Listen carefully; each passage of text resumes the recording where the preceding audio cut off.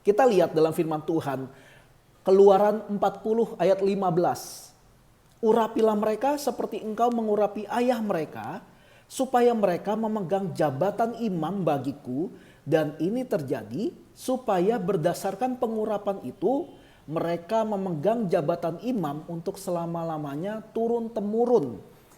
Kalau kita lihat dalam firman Tuhan, pengurapan atau yang dibilang mengurapi dengan minyak, fungsinya hanya satu, untuk mengangkat imam-imam atau ketika memberikan jabatan keimaman dalam bait Allah ataupun dalam tanggung jawab untuk mengelola atau menjalankan rumah ibadah atau bait Allah. Udah, fungsinya itu aja. Dan dalam perjanjian baru pun Paulus dan Petrus itu ngajarin juga gitu, ketika mereka mau mengangkat penatua atau diaken-diaken atau pengurus-pengurus yang baru diangkat dengan melakukan pengurapan minyak gitu. Nggak lebih, nggak pernah ada diajarkan dalam Alkitab memakai minyak urapan untuk melakukan atau melakukan sebuah aktivitas selain dari untuk pengangkatan imam-imam atau pemberian jabatan imam-imam. Nggak ada.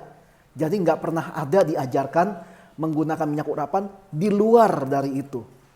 Lalu bagaimana dong yang ditulis dalam Yakobus pasal 5 ayat 14? Di situ ditulis gini, kalau ada seorang di antara kamu yang sakit, baiklah ia memanggil para penatua jemaat supaya mereka mendoakan dia serta mengolesnya dengan minyak dalam nama Tuhan. Jadi gimana dong? Ada dua macam kata dalam Alkitab yang berhubungan dengan pengurapan. Satu alepo, satunya lagi siro, agak susah bacanya. Satu alepo, satu siro. Alepo ini adalah yang dipakai baik dalam Keluaran pasal 40 ayat 15 ataupun dalam Yakobus 5 ayat 14. Alepo itu apa? Mengurapi menggunakan minyak, literally minyak. Nah, Jakarta Selatan tuh gua. Literally minyak. Bener-bener pakai minyak yang fisik.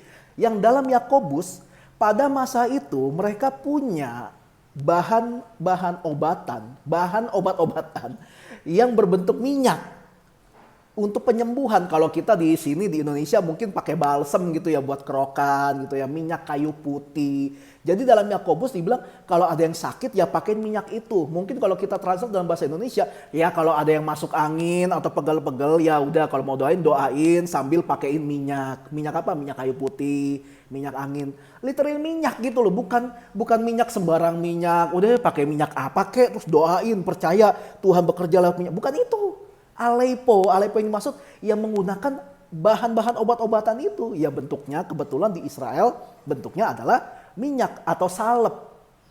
Seperti itu Alepo. Sedangkan siro adalah pengurapan yang dari Tuhan sendiri. Contohnya mana?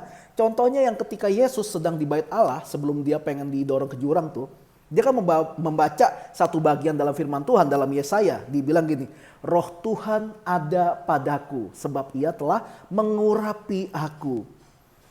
Mengurapi di sana menggunakan kata siro. Maksudnya pengurapan yang turun langsung dari Tuhan. Enggak pakai minyak-minyakan. Benar-benar Tuhan yang mengurapinya dengan cara Tuhan. Jadi ada dua jenis kata pengurapan. Alepo, literally dengan minyak, benar-benar pakai sebuah benda yang disebut dengan minyak gitu ya. Kalau dalam pengangkatan imam-imam ya pakai minyak khusus, minyak zaitun biasanya. Atau minyak zaitun ya. Atau kalau ketika mau mendoakan orang sakit pakai minyak yang memang minyak yang obat gitu. Obat ya, salep gitu, balsem, apa kayak gitu. Pokoknya benar-benar buat obat-obatan. Nah itu alepo. Satunya lagi ada siro. Adalah pengurapan yang dari Tuhan sendiri. Nah dua kata itu. Jadi nggak pernah diajarkan menggunakan minyak urapan untuk melakukan sebuah aktivitas di luar dari untuk pengangkatan jabatan imam. Kalau yang dalam kasus Yakobus ini memang urusan terpisah. Ini saran dari Yakobus. Ya udah doain, kasihin obat. Gitu. Maksudnya doain tapi sambil kasih obat juga kayak gitu. Karena kata yang dipakai adalah alepo, bukan siro. Itu praktek pertama. Praktek kedua adalah perjamuan kudus. Yesus bilang gini loh, perbuatlah ini, makan roti dan minum anggur, sebagai peringatan akan aku. Peringatan tentang kematian Yesus. Jadi Yesus nggak pernah ajarin menggunakan roti dan anggur dalam perjamuan kudus untuk hal di luar dari atau selain dari untuk memperingati tentang kematian Yesus.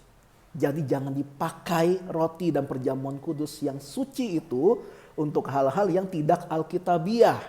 Buat dapetin keuntungan bisnis lah, buat nyembuhin sakit lah, buat apa lagi, buat memberantas kutuk. Enggak, bukan itu fungsinya. Yang itu semua itu kalau Anda mau kaya ya bekerja yang benar, atur keuangan yang benar ya, sambil berdoa juga. Kalau Anda mau bebas kutuk ya percayalah di dalam Tuhan Yesus kutuk dipatahkan. Ketika kita percaya sama Tuhan.